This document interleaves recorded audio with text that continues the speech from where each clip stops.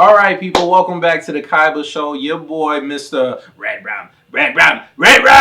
Your boy Danny is all grown up in the highly anticipated sequel to the movie Shining. Dr. Sleep is out this week, so let's get it.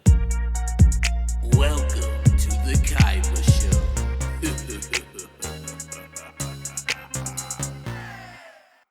All right, people, so Dr. Sleep is starring Ewan McGregor, Rebecca Ferguson, Kylie Curran, and is directed by Mike Flanagan. And basically, the premise of the movie is we have a young Danny that's all big now, and he crossed paths with a young girl that has the same powers, The Shining, as him. And they come across this cult that's going, I guess, across the nation, attacking and taking the powers away from other people that are like them, that are similar to them, that have the powers, The Shining. And that's pretty much all I'm going to say about the premise of the movie. So let's get right into it, people. This movie was good. I really enjoyed this movie. The acting was on point. Storyline was good. It kept me at the edge of my seat. This is definitely like a suspense thriller. Had a few horror elements to the movie, but this is definitely a suspense thriller. Now, I would like to say this. This is a sequel to The Shining, but it also goes into a different direction than most people will probably like. So if you go in there with an open mind, I think you will thoroughly like this movie.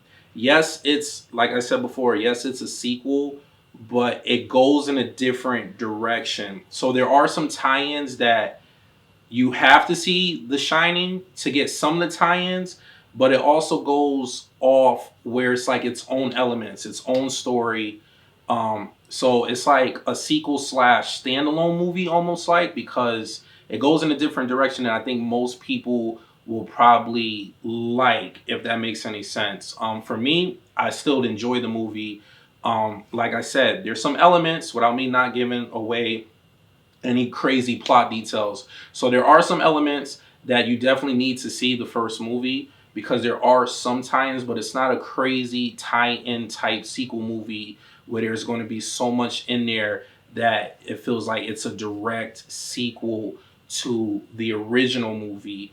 The storyline goes off in a different direction, and like I said, I think some people will appreciate that, and some people will probably be disappointed because they want a direct tie-in probably to the first movie, The Shining.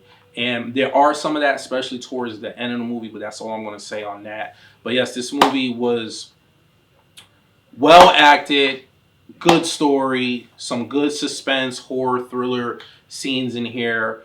The only thing I can nitpick about the movie, just one little negative thing is I felt like there wasn't a good explanation on the cult people, like who are they, where they come from, and why are they doing what they're doing.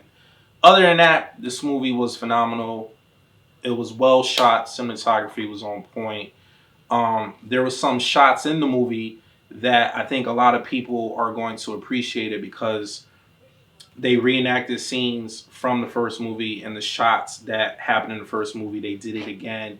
And I love the way that movie, The Shining, was shot, and they did it in this one. The cinematography, they did a good job with this movie. So overall, like I said, this movie is good, and I think you'll enjoy it if you go on there with an open mind. So with that being said, on Kaiba scale of 1 to 10, I'm going to give this movie an 8.5. It's definitely worth seeing on the big screen, and it's definitely worth buying on Blu-ray when it comes out on Blu-ray DVD.